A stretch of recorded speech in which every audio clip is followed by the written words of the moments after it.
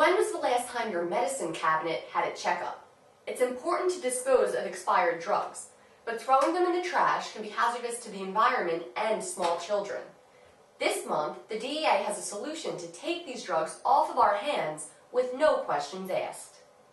Heat wave after heat wave makes it nearly impossible to keep a summer garden alive. But one Ben Salem man has a simple solution to make sure his garden survives the season. Even with the changing neighborhood, the Strelekis family plans on keeping this house in the family.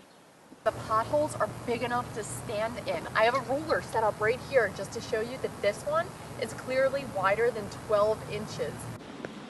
Imagine your one-year-old car sitting on milk crates, missing its wheels. Very surreal. This is what Molly Ray experienced when she walked out her front door in Fishtown. When I came out and saw it, it was just kind of unbelievable. But this isn't the only Honda that's been targeted for its tires. The dealer I took it to said, "You're the third Honda Fit that we've gotten in a week with no wheels, with the wheels stolen."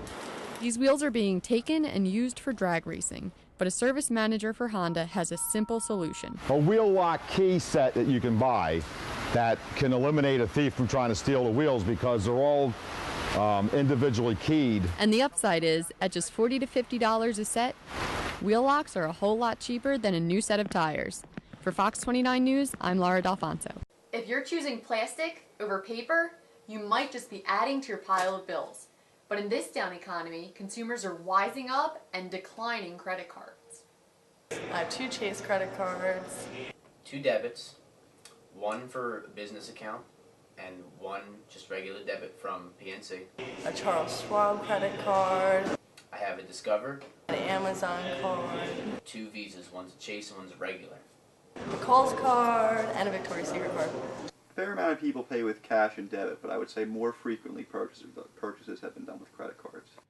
Consumers have their fair share of cards, but according to Equifax, the number of new credit card accounts has dropped 46% this year. People do get their cards declined actually quite frequently. I've noticed an increasing rate of declined credit cards since the recession hit 2007. And of course, with the use of credit comes crime. We have credit card fraud, we have check fraud. A lot of times people come in, they'll try to rack up cartons of cigarettes on a stolen credit card, but normally we ask for ID if we see that if it's a suspicious looking purchase with a high dollar amount.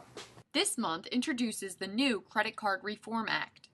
It gives consumers protection from unauthorized overdraft fees and other penalties.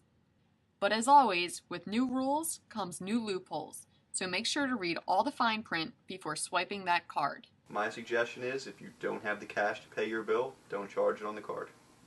For Temple News, I'm Laura Dalfonso. Imagine you're a Philadelphia native and forced to wear a Yankees uniform. With the World Series quickly approaching, that idea is even harder to grasp. However, one South Philadelphia team must do just that.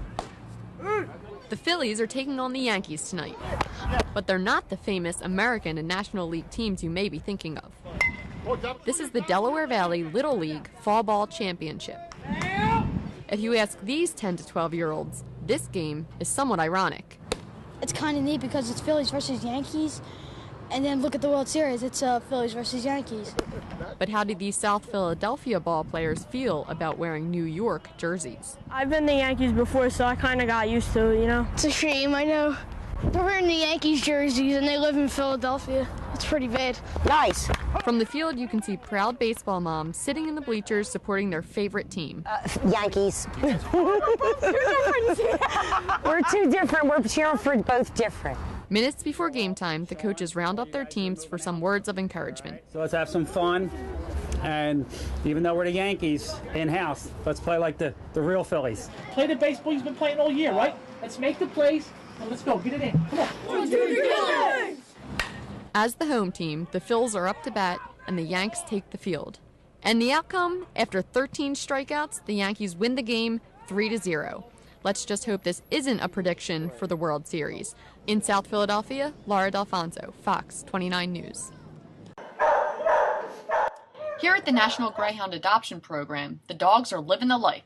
But founder David Wolf says NGAP was created almost accidentally. And in March of '89, we visited Florida, went to a dog track, for dinner and watched the dogs run and happened to sit next to someone that raced greyhounds and chatted with them at length. And the question came up, well, what happens to the dogs when they're finished running?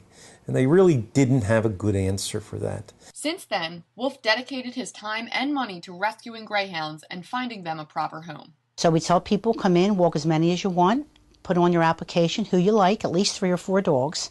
Barbara she's the one who profiles all the dogs, and she's very good at it. And she's the one who picks out the dog for the people. The best dog to go into the best home.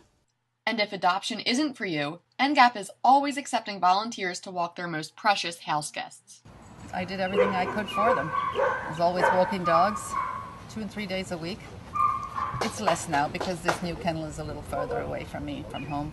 But I still very much believe in, in everything anybody can do for greyhounds because they have it rough. For more information on adoption and volunteering, just log on to www.ngap.org. Laura Dalfonso, Philadelphia Neighborhoods, Academy Gardens.